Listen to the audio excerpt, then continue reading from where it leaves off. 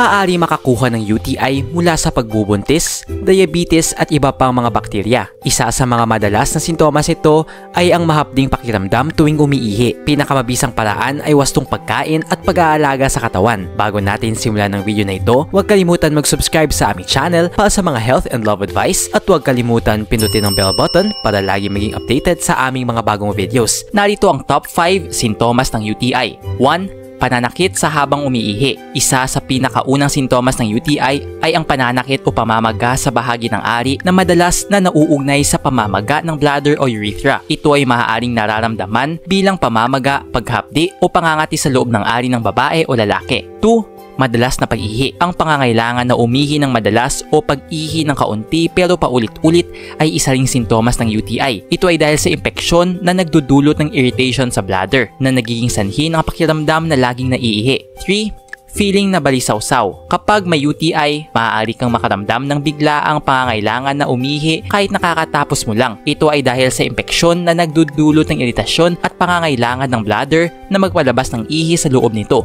4. Pagkakaroon ng dugo sa ihi. Ang hematuria ay ang pagkakaroon ng dugo sa iyong ihi na maaaring mangyari dahil sa impeksyon sa kidneys o sa iba pang bahagi ng urinary tract. Ang pagkakaroon ng dugo sa ihi ay dapat agad na ipatingin sa doktor para sa tamang pagsusuri at paggamot. 5. Sakit sa lower back o kidney area. Kapag ang UTI ay nakakaapekto sa kidneys, maaaring maranasan mo ang pagsakit sa likod o sa kilid ng iyong katawan malapit sa kidney area. Ito ay karaniwang nakafocus sa isang side lamang ng likod at maaaring lumala kapag humihinga ka ng malalim o gumagalaw. Nag-enjoy ka ba sa video ito? Please hit the like button and subscribe sa aming channel para sa iba pang video tulad nito. Salamat sa panonood!